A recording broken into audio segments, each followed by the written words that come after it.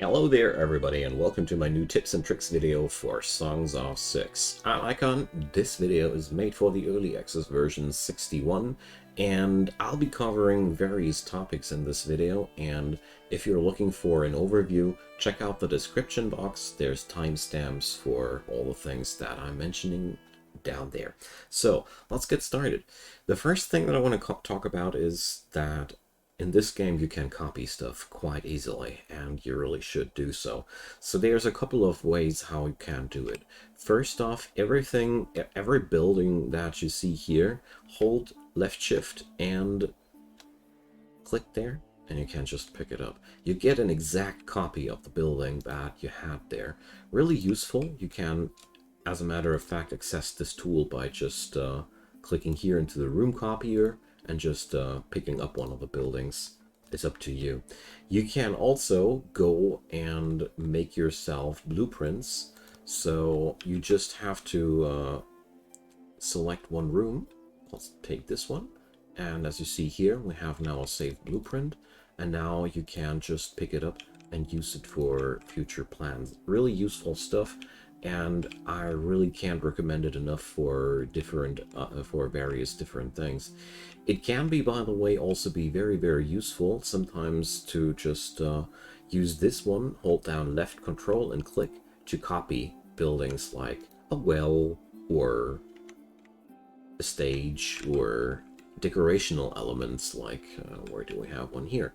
A torch. So you can just control left click these to pick them up, or to just select various things. Refill mountain cave when you control click there. So you can use these as a real nifty thing to navigate through the game more easily. And one last thing that I wanted to mention here that the game does really not showcase enough, all these decorational things. Every building that comes in a fixed size, be it a torch or be it a import depot, can be expanded or made smaller by pressing E and Q respectively. I mean, you see it up there, but you would be surprised that I played over a year with this game without knowing that. So here you go. That's all I want to say about copying stuff and the like really handy things to make it way easier to handle it. If you don't want to use these tools, you can always use the search bar here. Also a pretty cool thing that allows you to go for all the buildings that you want to. But the room copier and the blueprints are really nifty tools. Use them. They save you a lot of time. Now, next thing that I want to talk about is about service placement. You see, when you check out your city's needs and you see that your people want to have more sleeping places, want to have more eating places, this is all fine and dandy, but there's one big problem. If you would be building them at the wrong spot, they would be doing nothing. You need to find out where your people need those services, and I had a very hard time finding out to discover where these spots are, so I'm going to show you here. So first, I'll be clicking into workforce and I'll be looking here for, let's say, flat houses. Let's check out one of them and click one of them, and that's where we want it to be. So now I can zoom out, and as you see here, you see this odd mesh grid here. It's easily explained. Where the mesh grid is blue, everybody has a sleeping place. Where the mesh grid is red, somebody would like to have a sleeping place, but doesn't find one. So if you check out the ratio here, let's check it out here, we have a fulfillment of 58% of the sleeping services. Basically, if you would be checking out, let's click one there to get that roster again. So basically on this grid, there's 58% of those grids are blue, and the remaining 42% are red. And this will help you. So now I would totally want to place down a flat house in this area, because obviously people are very tired around here. And this way you can make the most out of your service buildings. And I really found that extremely helpful once I have discovered it, and it took me quite forever to find out what this odd thing means. And this really works out for all of your service buildings. So when you click a lavatory there, you get this same kind of heat map. And this will help you to find out where your new service buildings are actually needed and where you would be just wasting workers and resources with it. So, not much more to explain about that, but I really feel like this could be extremely helpful to you. So, next thing I want to talk about are a couple of tips about trading that really changed a lot for me. So first off, we all know the export and import depots, how they work. The import depot is something you build and you can configure it here to provide you a continuous income. You just click those and you select how much you want to import. There's another thing, a little bit more hidden. When you go here into the goods menu, every good here has this pile of coins icon. And when you click that, you can order a custom amount of that good, which will be directly delivered to your city. This way, you can buy small portions of goods according to your needs. Very handy in the early game when you just need to kickstart a certain production by providing, don't know, 30 iron or whatever. You get the idea. Very useful stuff. And what I also found extremely useful and helpful to know at this place was the bartering technology is much more powerful than it looks like. I keep forgetting. I always keep searching it. Bartering, no, that's administration. Forgive me, friends. It's only a matter of hours. Here, bartering. Foreign relations. This increases your bartering ratio. This skill directly increases the amount of money you gain per sold unit here at the export depot. The thing here is just, the game says 0.1 plus, but as a matter of fact, you gain a lot more than 10%. I thought at first it would increase the prices by 10%, but as a matter of fact, the first upgrade almost doubles the income of exported goods, so therefore use this technology. It's really low cost. The first level is only 100 tech points. You can acquire that super early, and it'll boost your denarii income heavily.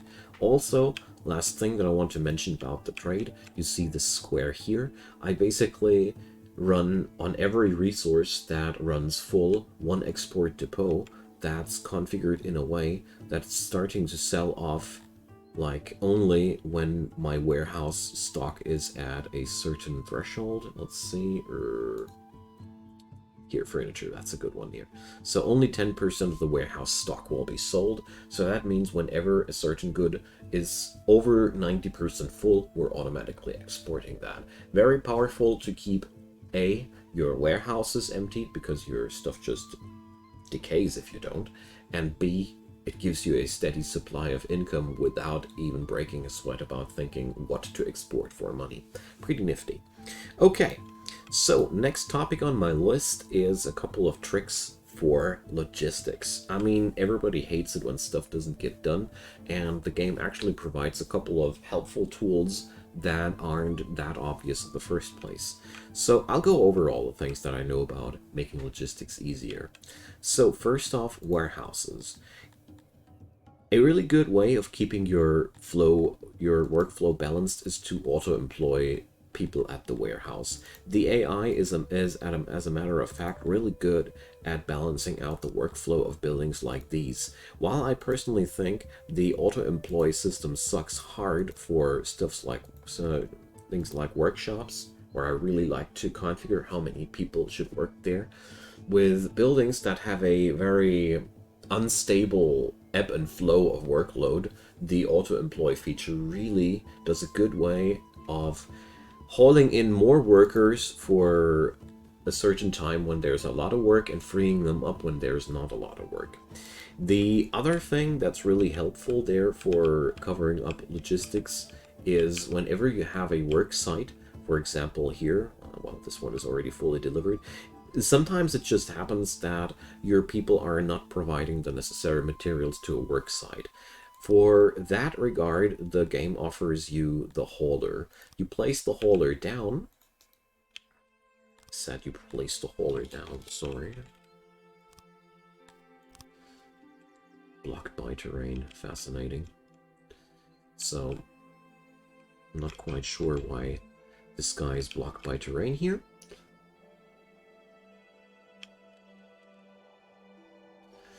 but here. Okay, game.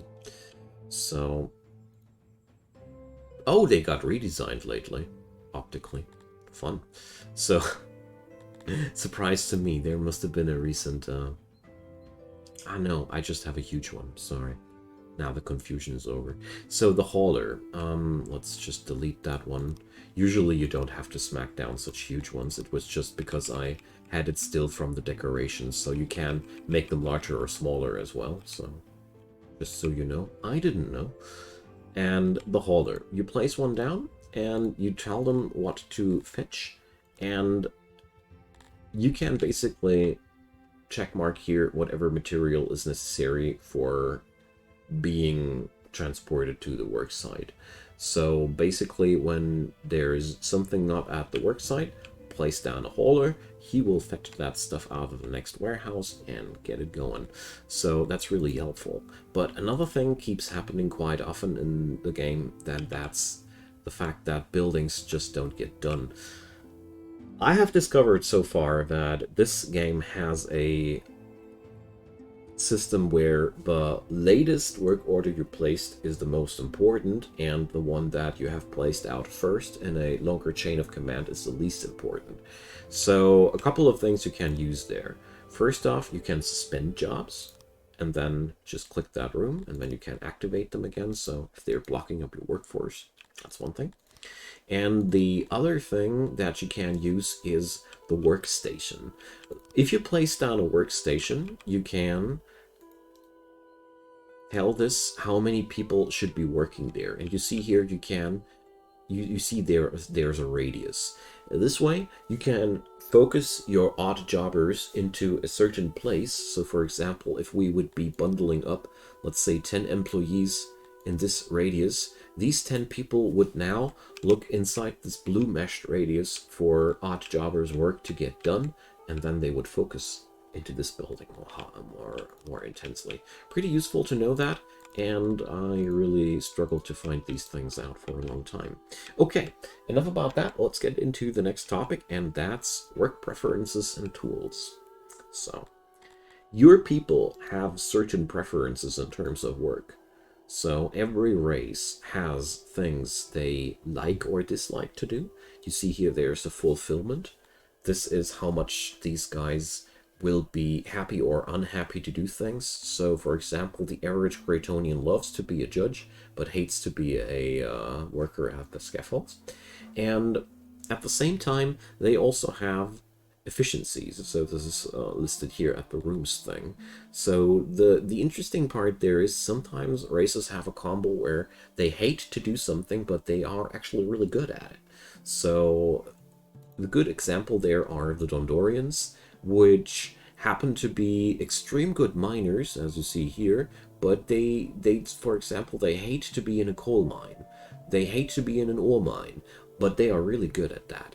And how to configure that is now the big question. So you go on over here to the Workforce tab, and over here is a button which allows you to set the work priority according to species. So you click in here, and then you select the species that you want to configure, and then this window opens up.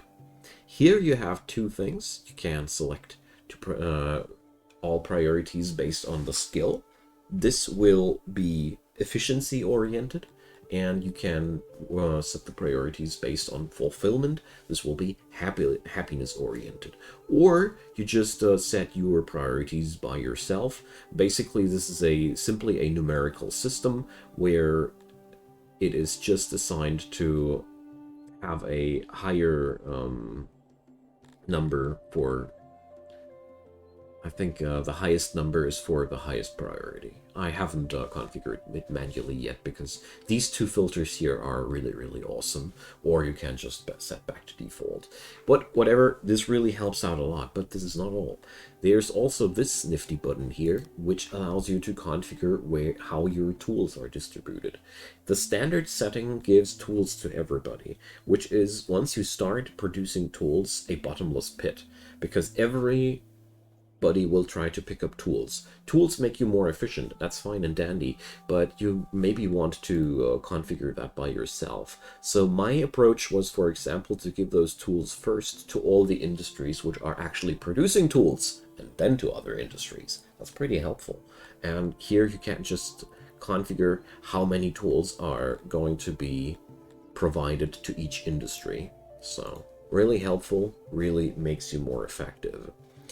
Okay, so next thing that I want to talk about is that you can go two paths in terms of prisoners, slaves versus arenas. That's the point there on my list. So when you set up your law enforcement, there's two things that you can go for. When you check it out there. So here, there is a slaver and there is the rest of all this. The moment you set up a slaver, all your prisoners, as long as you configure it accordingly, can be enslaved. So we see here we have a certain amount of prisoners, and once you enslave them, you need the slaver for that, you can sell them.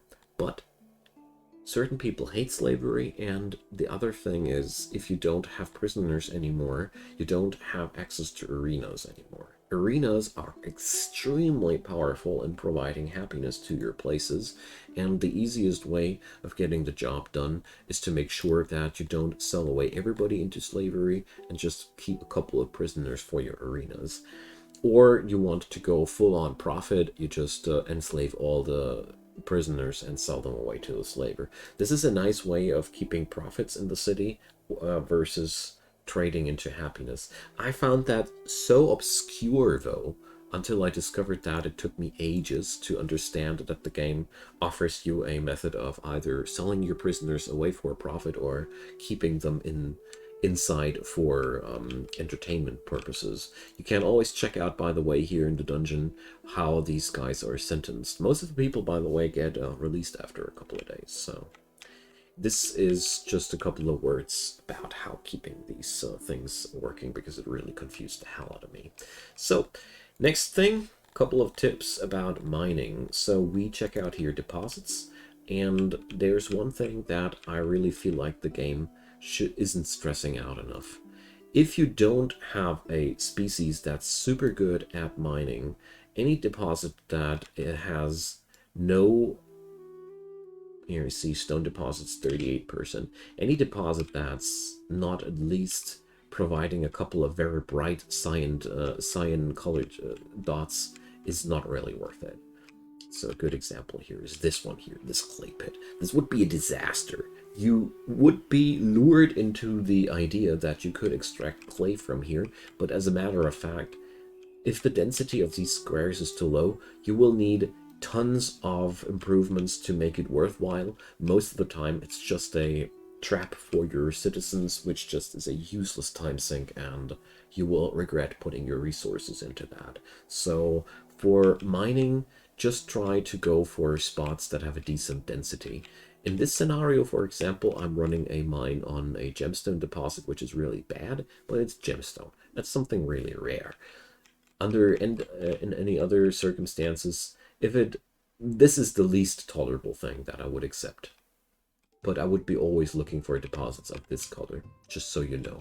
It's really not worth your time doing this otherwise. Although I gotta say, Dondorians, if you force them to work in the mines, are extremely effective there. Okay, not much more to add up into mining, except for providing tools and technology into mines is really, really useful, and increases the yields massively.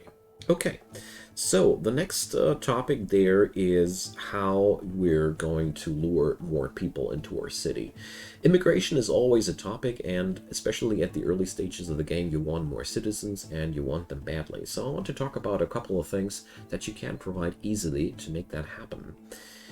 The total amount of people migrating towards your city is always related to the fulfillment. The more fulfillment you got, the more people want to go there. The fulfillment is a total sum of the green bars down there. So basically, the happier your people go, the better you go with the more people you will have there. I mean, it's pretty obvious. Services want to be at 100%. We want to fill this up. This is not really anything surprising here. There are a couple of things, though, that were a bit of a surprise for me. First off, your people want to have a certain amount of food. You can, although, increase the food rations and also the booze rations. So basically, you will lower the amount of food days in store, but the more food the people have, the happier they will be, and the same applies to alcohol. This does also work for clothing and jewelry. As a matter of fact, if you have ever overproductions of these things, you can just amp up that slider until it is totally full.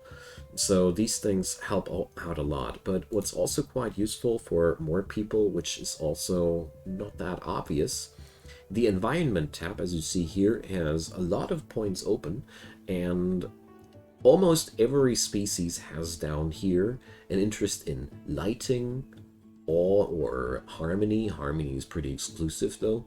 Awe is pretty omnipresent, and also, what's been a very big surprise for me, roads. So basically, increasing your road network, increasing lights and statues and trees in the scenario is automatically providing more people into your city.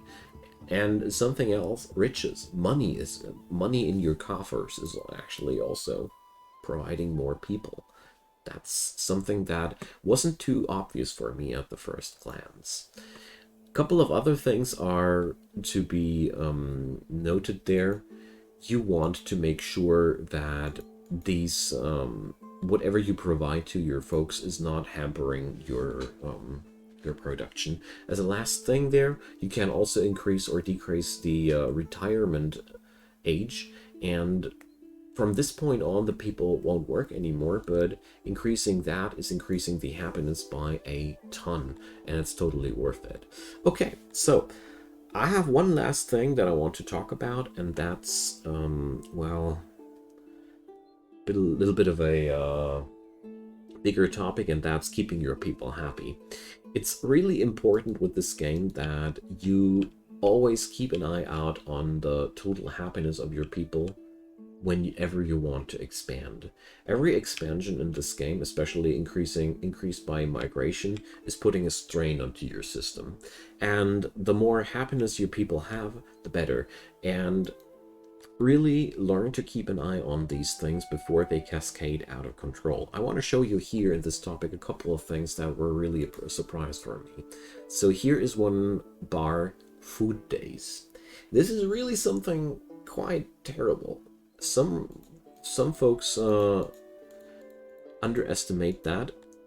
Once this thing goes down and your food goes low, your people will automatically be unhappier because of the fact that there is no food. This is one thing that can easily go out of control. And every service that you provide, every piece of equipment that you provide, the moment that you can't provide it anymore, your people will grow unhappy. So whatever you increase, keep in mind that your people will grow accustomed to it, and you will need a stable supply. So it's really worth it to take time with your expansions and check out the meters, especially about the services. The services are the best way to keep a stable happiness. If you keep these meters in the green, it's going to be very unlikely that a sudden famine or a sudden lack of products will turn your city into a riot. Although, if you don't have the services and your people's happiness was mostly because of lots of money, lots of food, lots of gems, lots of Scythalon, and let's say lots of arena fights, and all of a sudden these 5 things break away, and that can happen quite easily and quickly. And when this collides to with a unfulfilled service environment, and let's say maybe a temple point goes down or anything like that, this can easily spiral out of control. That's why I can't emphasize it enough. Keep an eye out on a stable service network, because this is the cheapest way of keeping your people happy. It just needs you to check out the mesh grid from time to time and make sure that things are working out as intended. One last thing that I somehow wanted to mention the entire time, but I forgot about it. The eating services are kind of a odd thing there. What the game really doesn't explain to you is that every canteen needs to be in the range of a warehouse which has food in its stockpiles. So when you fade out of these canteens, so there you see, there is not only that blue mesh grid, but also this sawtooth line there. This is the radius of pickup for your canteen. And inside this radius of pickup must be a warehouse which provides all these items for the canteen, otherwise it won't work. So this has led to the custom of mine that every warehouse I build has one of these chests where I have one container of each food on a fetch order that will make sure that my canteens are stocked with provisions. So that's all I wanted to say. I hope you guys found these helpful. Leave me your comments down below. Feel free to leave more tips and tricks if you have some on your mind. Feel free to leave questions if you have any. I'll see what I can do. Leave me a thumbs up if you enjoyed, and of course consider subscribing. I'd be delighted if you did. Have a wonderful day, and see you soon.